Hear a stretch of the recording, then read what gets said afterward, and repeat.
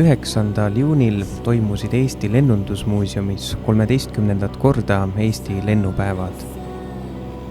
Kohale oli kogunenud suur rahvamass.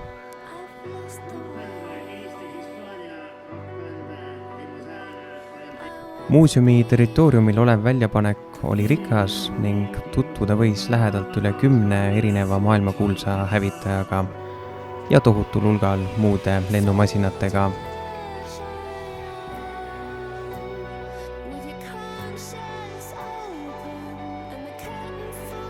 Kohal oli ka NATO sõjatehnika.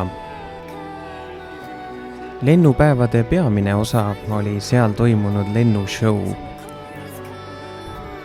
Vigurlende tehti erinevate propellerlennukitega, kuid nägemata ei jäänud ka hävitajad.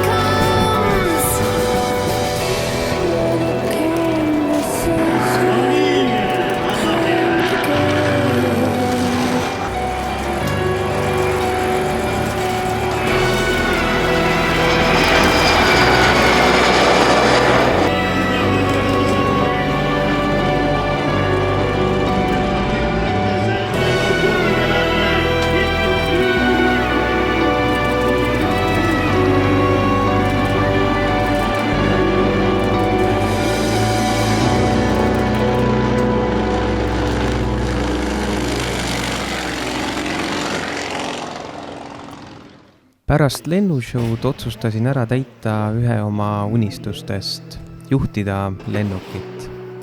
Olen mänginud tohutult erinevaid lennusimulaatorid juba lapsest saati. Lennuks broneerisin oma lemmik lennumasina Cessna 172.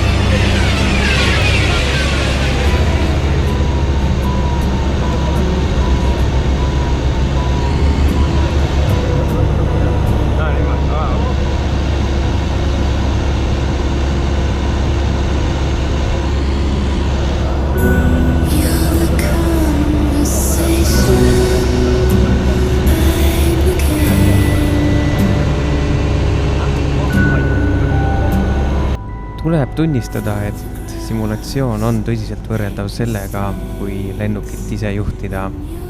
Peamiseks erinevuseks võib nimetada seda, et simulaatoris ei ole tunda turbulentsi.